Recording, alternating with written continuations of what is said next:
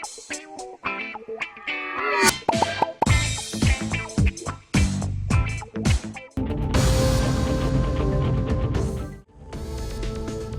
प्रदेश high court के साबिक जज जस्टिस रोहित आर्या ने अदालत से रिटायरमेंट के तकरीबन 3 माह बाद बीजेपी में शमूलियत इख्तियार कर ली। जस्टिस आर्या सितंबर साल 2023 से अप्रैल साल 2024 तक मध्य प्रदेश हाई कोर्ट के जज के तौर पर खिदमत अंजाम दे चुके हैं। रिपोर्ट के मुताबिक आर्या ने भोपाल में बीजेपी की रियासती दफ्तर में मुनक्किदा एक प्रोग्राम में मध्य प्रदेश के बीजेपी सरबराह डॉक्टर रघुविंदर शर्मा से बीजेपी की रुकनीत की हासिल।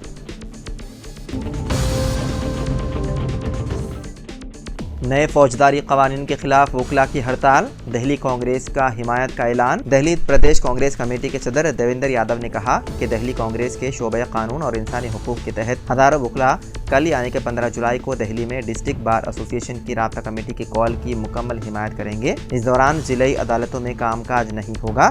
देवेंद्र यादव ने मजीद कहा कि ये बदकिस्मती की बात है कि पार्लियामेंट के सरमाई इजलास में 3 फौजदारी कवानीन ऐसे वक्त में मंजूर किए गए जब अपोजिशन जमातों की 146 अरकान पार्लियामेंट को मुअत्तल कर दिया गया था।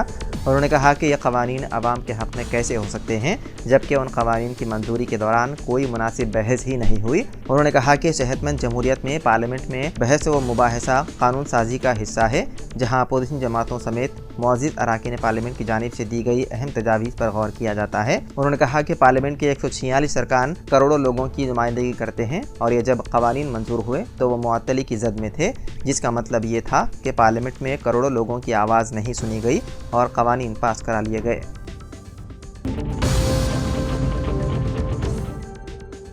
स्पीकर ओम बिरला की दुख्तर के खिलाफ फेक मैसेज करने के इल्ज़ाम में मशहूर यूट्यूबर ध्रुव राठी पर केस कर लिया गया दर्ज। महाराष्ट्र साइबर पुलिस ने एक पैरोडी अकाउंट में एक्स पर फेक मैसेज में स्पीकर लोकसभा ओम बिरला की दुख्तर का मजाक उड़ाने पर मशहूर यूट्यूबर ध्रुव राठी के खिलाफ केस दर्ज कर लिया। एक सीनियर ओहदेदार ने इसकी इत्तला दी। रियासती साइबर महकमे के मुताबिक अकाउंट हैंडल ध्रुव राठी पर दावा किया गया कि ओम बिरला की दुख्तर ने शिरकत के बगैर यूनियन पब्लिक सर्विस कमीशन इम्तिहान कामयाब कर लिया।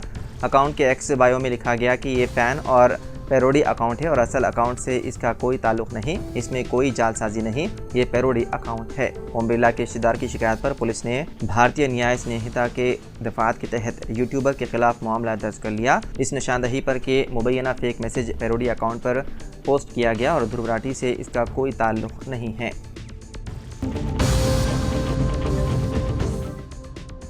महाराष्ट्र के नंदुरबार में गुज़िश्ता रात एक आलिम दीन को तशद्दुद का निशाना बनाया गया। इससे कुछ घंटे कबल ही मुस्लिम होने की बिना पर एक मस्जिद के इमाम को एक शख्स ने उनके साथ मारपीट की। हालिया लोकसभा इंतखाबात के बाद से मुसलमानों को जानबूझकर निशाना बनाया जा रहा है। इन वाक़यात का नोटिस लेते हुए महाराष्ट्र के साबिक़ वज़ीर और रियासती कांग्रेस के कारगुजार मोहम्मद आरिफ नसीम खान ने इस पर सख्त बरहमी का इजहार किया।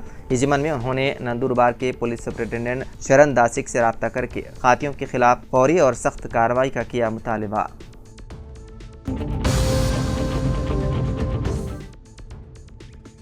तेलंगाना में ग्रुप 2 के इम्तिहानात मामूल के मुताबिक मुनक़िद करने वज़ीर आला रेवंत रेड्डी के ऐलान के चंद घंटों बाद हैदराबाद शहर के अशोक नगर और दिलसुख नगर में सैकड़ों बेरोजगार नौजवानों ने सड़क पर निकलकर बड़े पैमाने पर एहतजाज शुरू कर दिया। ये एहतजाज रात भर जारी रहा। ग्रुप 2 और ग्रुप 3 की जायदादों में इजाफे के साथ साथ इम्तिहानात को दिसंबर में मुनक़िद करने का मुतालबा करते हुए सैकड़ों बेरोजगार नौजवानों ने हफ्ते की रात अशोक नगर चौराहे पर धरना दिया। एहतजाजियों ने चिकड़पल्ली सिटी सेंटर लाइब्रेरी से अशोक नगर चौक तक एक बहुत बड़ी रैली निकाली। उन्होंने अशोक नगर चौक पर सड़क पर बैठकर ट्रैफिक ब्लॉक कर दी। उन्होंने हुकूमत और वज़ीर आला रेवंत रेड्डी के खिलाफ नारेबाजी की, जिससे अशोकनगर का इलाका उम्मीदवारों की नारों से गूंज उठा। उनका कहना था कि रियासत में कांग्रेस के इख्तिदार में आने के लिए उन सब ने सख्त मेहनत की और हुकूमत से मुतालबा किया कि वो उनके दर्द को समझे और उनके मुतालबात को फौरी तौर पर तस्लीम करे।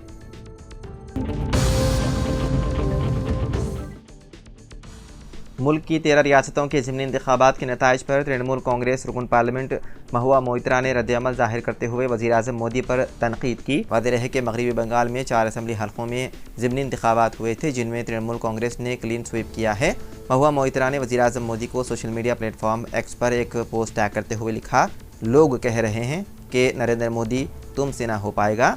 हम आपको बता दें कि इससे कबल नरेंद्र मोदी ने लोकसभा की कार्रवाई के दौरान ऐवान में अपोजिशन लीडर राहुल गांधी की तकरीर पर रद्द-ए-अमल ज़ाहिर करते हुए ये अल्फाज अदा किए थे। उसी जुमले का इस्तेमाल करते हुए महुआ मोइत्रा ने वज़ीर आज़म मोदी पर तंज किया।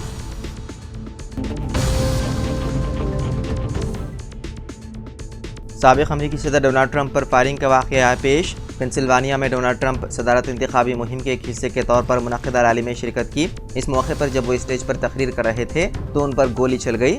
गोली उनके दाएं कान से टकरा कर निकल गई। जख्मी ट्रंप को अमले ने अस्पताल मुंतकिल किया। बताया जाता है कि 2 शूटरों में से एक को सिक्योरिटी एहलकारों ने हिला कर दिया। हुक्काम ने ऐलान किया है कि ट्रंप फिलहाल महफूज हैं। इस हमले में इंतखाबी मुहिम में हिस्सा लेने वाला एक शख्स हलाक और दूसरा शदीद जख्मी हो गया।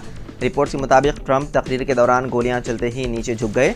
इस दौरान रैली में भगदड़ मच गई और लोग जान बचाने के लिए भागने लगे। ताहम चंद ही लम्हे बाद डोनाल्ड ट्रंप खड़े हुए, हामियों की तरफ देखकर फिजा में मुक्का लहराया। उस वक्त उनके दाएं कान पर खून के निशानात दिखाई दे रहे थे, जिसके बाद फौरन सीक्रेट सर्विस के एहलकार ट्रंप को अपने हिसार में लेकर मौके से रवाना हो गए। वाक़े के बाद रैली फौरी तौर पर ख़त्म कर दी गई।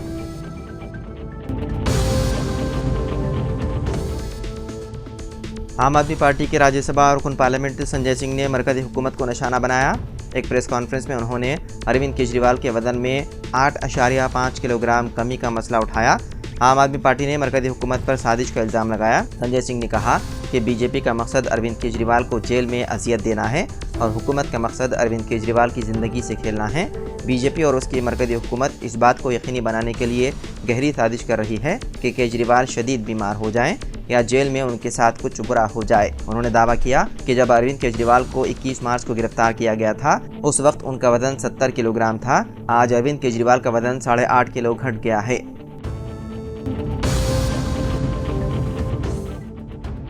बीआरएस के एक और रुकन असम्बली की कांग्रेस में अनकरीब शामिल होने की पेशकयासियाँ की जा रही है। पटनचेरू के रुकन असम्बली जी महिपाल रेड्डी ने कल वज़ीर आला रविंद्र रेड्डी से उनकी क़ियामगाह वाक़े जुबली हिल्स में मुलाकात की, जिसके बाद क़ियास आरइयों का बाजार गर्म हो गया, क्योंकि एक के बाद एक कई अरकान असम्बली और MLCs कांग्रेस में शामिल हो चुके हैं। कहा जा रहा है कि महिपाल रेड्डी भी शायद उन्हीं के नक्श कदम पर चलने का मंसूबा बना रहे हैं। वो साल 2014 से मुसलसल 3 मरतबा BRS के टिकट से कामयाब हुए हैं।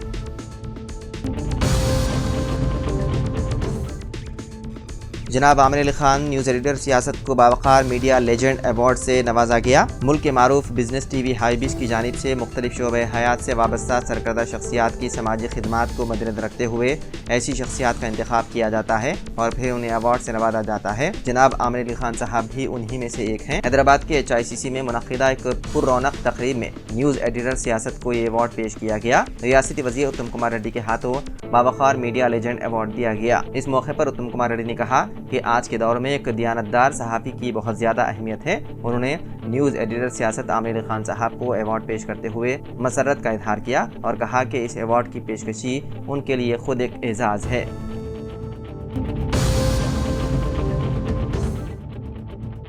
एक सरकारी हॉस्टल से 19 तलबा फरार हो गए। इस वाक़े के बाद औलिया तलबा में शदीद बरहमी पैदा हो गई। इत्तला के बाद तलबा के वालिदैन और सरपरस्तों ने हॉस्टल पहुंचकर सख्त एहतजाज दर्ज करवाया और हॉस्टल अमले के खिलाफ कार्रवाई का मुतालबा भी किया।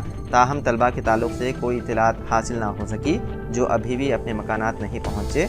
बताया जाता है कि तेलंगाना के ज़िले जनगांव के वेम्बर्ती में यह वाक़या पेश आया। इस इलाके में महात्मा ज्योतिबा फुले के नाम से सरकारी स्कूल कायम है और स्कूल में हॉस्टल की सहूलत पाई जाती है। गुज़िश्ता रात अचानक तकरीबन 19 तलबा हॉस्टल की दीवार फांद कर फरार हो गए। बीवी के चाल चलन पर शक करने वाले एक शौहर ने उसका गला घोंटकर नाश को एक पार्क में दफन कर दिया। ये दिल दहलाने वाला वाक़या आंध्र प्रदेश के कड़पा जिले के प्रोदुटूर टाउन में पेश आया। तफसीलात के मुताबिक प्रोदुटूर से ताल्लुक़ रखने वाला 35 साला अनवर बादशाह की 10 साल कबल 30 साला रेशमा से शादी हुई थी और उन्हें एक लड़का और लड़की भी है। अनवर बादशाह प्रोक्लीन ड्राइवर बताया जा रहा है। वो कुछ दिन से बीवी के चाल चलन पर शक करने लगा और उसे शक था कि उसकी बीवी के किसी और शख्स के साथ नाजायज़ ताल्लुकात हैं। इस मसले पर दोनों में अक्सर झगड़ा हुआ करते थे। बताया गया है कि 10 दिन कबल भी इसी मसले पर उन दोनों में झगड़ा हुआ, जिसके बाद अनवर ने रेशमा से खुला लेने का मुतालबा किया, जिस पर रेशमा ने खुला लेने से इनकार करते हुए अपने करीब में रहने वाले ताया के घर चली गई। जराये के मुताबिक अनवर बादशाह जुमे को रेशमा से मिलने उसके ताया के घर गया और बातचीत के नाम पर उसे एक पार्क में ले गया, जहां उन दोनों में झगड़ा हुआ और उसने रेशमा का गला घोंटकर कत्ल कर दिया और नाश को एक गड्ढे में डालकर मिट्टी डाल दी। बादशाह पुलिस स्टेशन पहुंचकर खुद सुपुर्दगी इख्तियार की।